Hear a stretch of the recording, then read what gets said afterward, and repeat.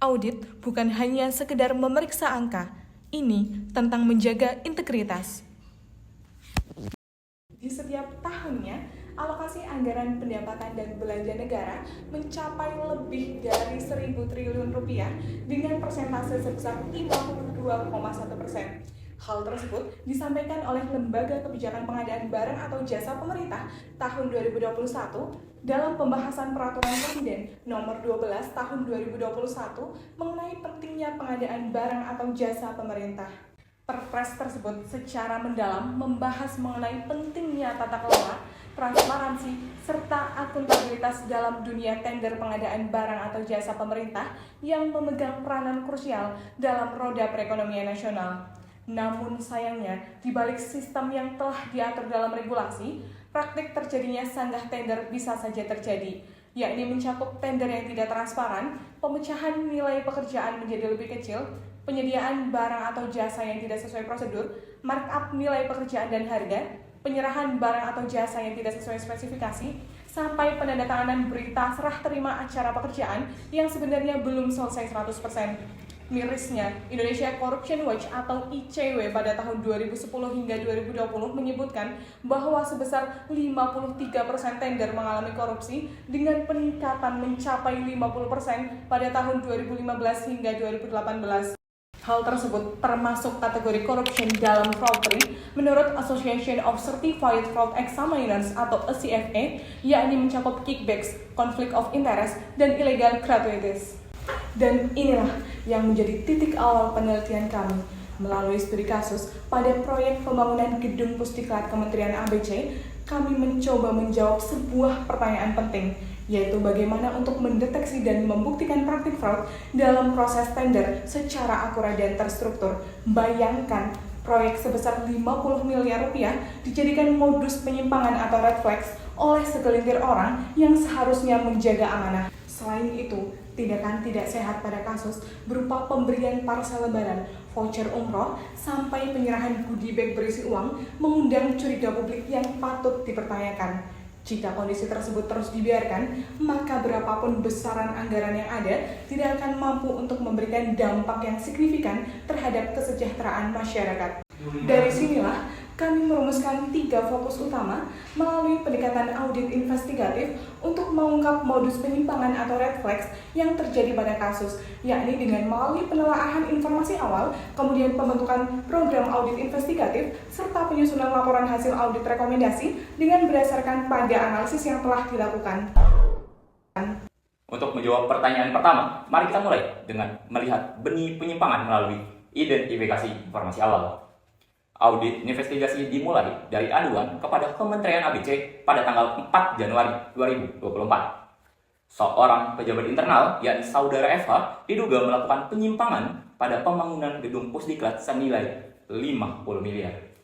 Dari hasil laporan pengawasan pendahuluan 1 Februari 2024 ditemukan sejumlah red flag yang signifikan. Percakapan WhatsApp berisi arahan pemenangan tender.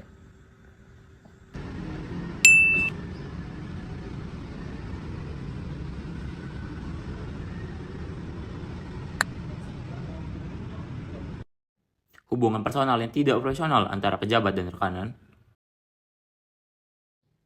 hingga penyerahan goodie bag yang diduga berisi uang pasca proyek selesai.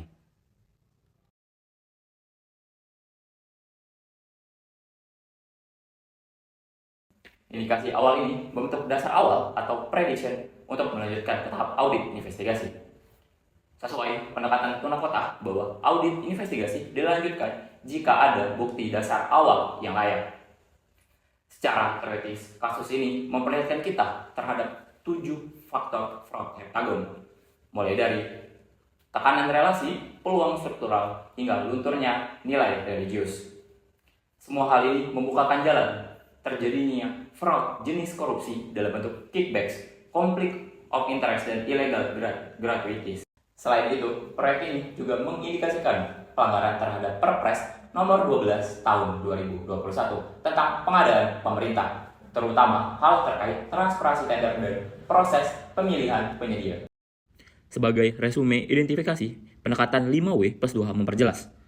Pertama, dugaan korupsi berupa kickbacks dan konflik kepentingan. Kedua, saudara FH dan saudara UC. Ketiga, kantor dan parkiran mal. Keempat, Desember 2022 hingga Januari 2024. Kelima, adanya tekanan moral, peluang jabatan dan rasionalisasi hubungan. Keenam, proses rekayasa tender hingga penyerahan kompensasi. Yang ketujuh, potensi kerugian negara akibat inefisiensi sebesar 50 miliar. Identifikasi informasi awal ini menjadi fondasi utama dalam audit investigatif, di mana menunjukkan adanya korupsi yang sistematis. Maka, audit investigatif dilanjutkan dengan penyusunan program kerja yang terstruktur.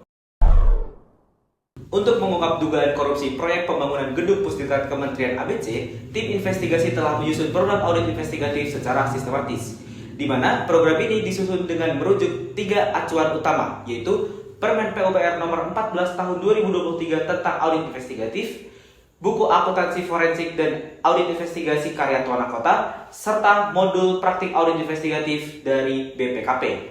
Ketiga sumber tersebut dipilih karena saling melengkapi dalam pendekatan teknis, hukum, dan praktik audit investigasi.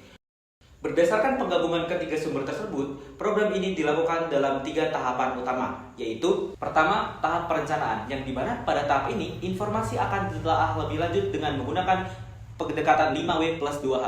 Kemudian, menyusun tim dan tujuan audit investigatif menggunakan SMEAC sistem, serta menentukan strategi audit investigatif. Kedua, tahap pelaksanaan. Pada tahap ini, tim audit akan menerapkan berbagai teknik investigasi untuk memperoleh bukti yang relevan dan dapat dipertanggungjawabkan. Teknik tersebut meliputi analisis proses tender untuk menelusuri indikasi pengaturan pemenangan pada pengadaan barang atau jasa pemerintah. Berikutnya, pemeriksaan fisik untuk mendeteksi adanya markup harga dan atau adanya pengurangan kualitas atau kuantitas pembangunan gedung Pusdiklat. Kemudian, penilaian sistem pengendalian intern untuk menelaah dugaan konflik antara saudara FH dan saudara UC.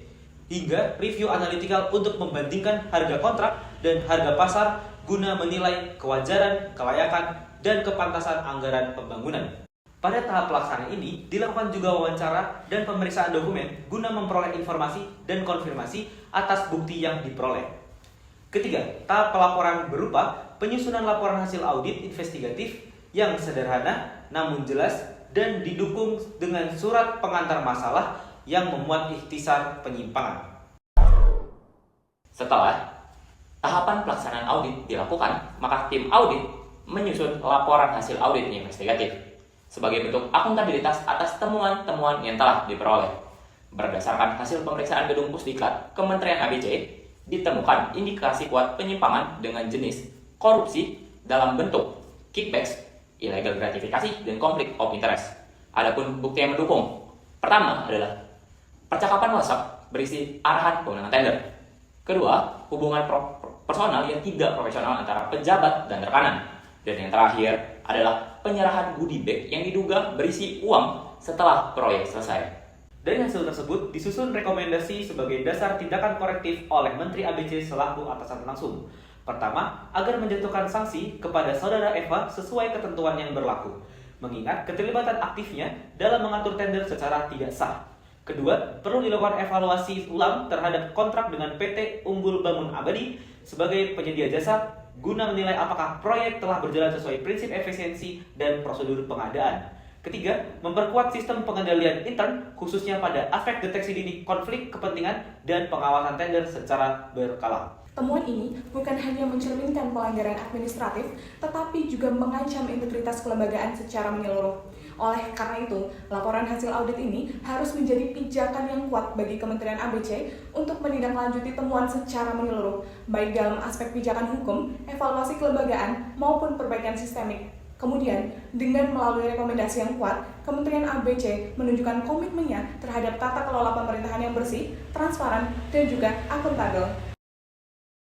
Audit investigatif bukanlah akhir, melainkan awal dari perbaikan. Laporan ini bukan hanya tentang sebuah kasus, tetapi cerminan dari pentingnya akuntabilitas dalam setiap rupiah anggaran negara.